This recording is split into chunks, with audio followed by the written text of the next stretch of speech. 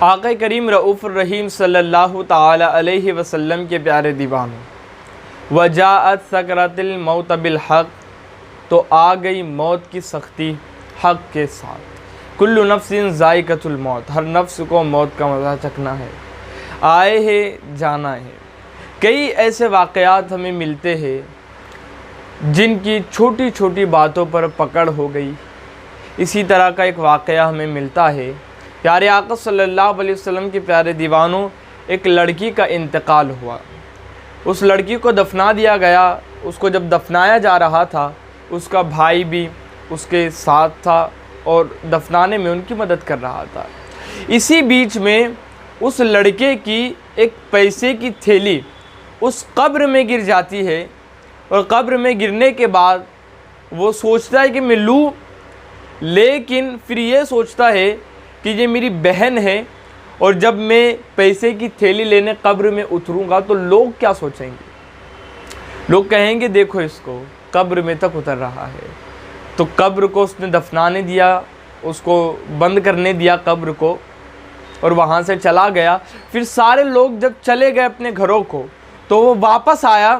واپس آنے کے بعد اس نے اس کی بہن کی قبر کو کھودا۔ کھودنے کے بعد جب اس کی نظر اس کی بہن کی لاش پر پڑتی ہے، وہ دنگ ہو جاتا ہے، ہکا بکا رہ جاتا ہے، اس لیے کہ اس کی بہن کی قبر کے اندر آگ کے شعلے بھڑک رہے تھے۔ آگ کے شعلے بھڑک رہے تھے۔ اس نے قبر کو بند کیا، تھیلی وہیں پر پھینک دی، چھوڑ دی، مطلب لیا نہیں۔ قبر بند کیا، دوڑا ماں کے پاس آیا۔ ماں کے پاس آنے کے بعد کہنے لگا، ماں میری بہن آخر کون سا عمل کرتی تھی؟ اس کی ماں نے پوچھا، بیٹے ایسا کیوں پوچھ رہا ہے؟ تو اس نے سارا ماجرا بتایا۔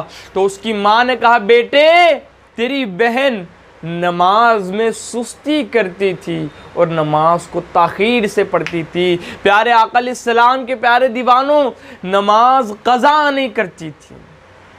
ایسا نہیں کہ نماز نہیں پڑھتی تھی، نماز پڑھتی تھی لیکن تاخیر سے پڑھتی تھی، نماز میں سستی کرتی تھی۔ ارے جو نماز میں سستی کرے، نماز کو تاخیر سے پڑھے، میرا کریم اللہ اس کی قبر کے اندر آگ بھر دیتا ہے۔ تو اے ایمان والو، جو نماز نہیں پڑھتا ان کی قبر کا عالم کیا ہوتا ہوگا؟ سوچو تو صحیح، ان کی قبر کا عالم کیا ہوتا ہوگا؟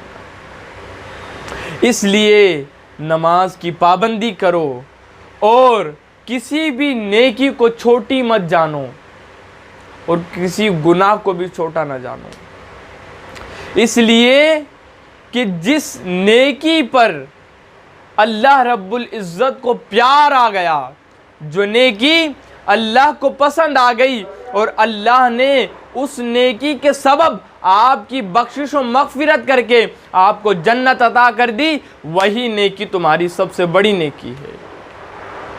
اور جس گناہ پر تمہاری پکڑ کر لی گئی، تو وہی گناہ تمہارا سب سے بڑا گناہ ہے، اس لیے کہ ان بطش ربک لشدید، بے شک میرے رب کی پکڑ بڑی سخت ہے۔ تو پیارے آقا علیہ السلام کے پیارے دیوانوں، کسی بھی نیکی کو چھوٹا نہ جانو، اور کسی گناہ کو بھی چھوٹا نہ جانو۔